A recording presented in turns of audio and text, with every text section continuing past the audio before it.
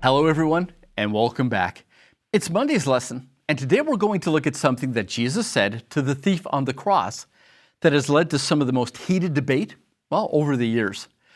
Now, we all know that this might be one of the most famous conversion stories in all the Bible.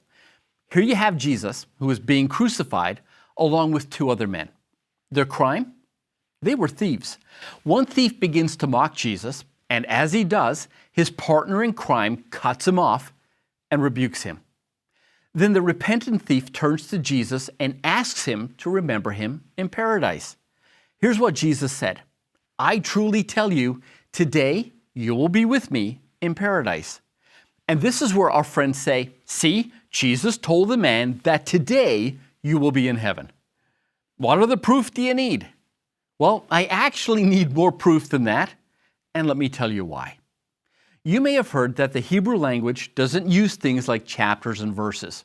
We did that to organize the Bible in a way that fits how we English-speaking people think. They also didn't use punctuation like periods and commas. That's something we do. The question is, where does the comma in Luke 23:43 belong? Does it belong after "truly I tell you," or does it belong here? "Truly, I tell you today." So which is it? Because where you put the comma changes the entire meaning of this text. This right here is the reason why we Adventists do not base an entire doctrine on one verse. As the Bible says, line upon line, precept upon precept. In other words, you have to look at what the entire Bible has to say about the subject.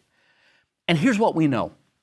Jesus didn't return to heaven that day or even the same weekend he died. Now we know this because of what Jesus said to Mary Magdalene after his resurrection. He asked her not to touch him because he'd not yet ascended into heaven. And he certainly didn't stay there. Well, not at least for another 40 days.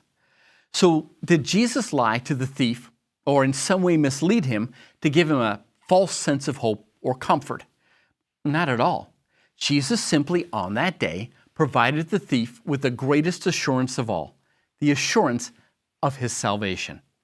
Without getting into the technicalities of Greek and Hebrew grammar, many scholars have come to the conclusion that Luke 23:43 reads best as, "Truly, I tell you today, you will be with me in paradise."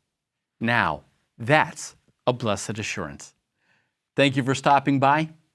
I'll see you tomorrow.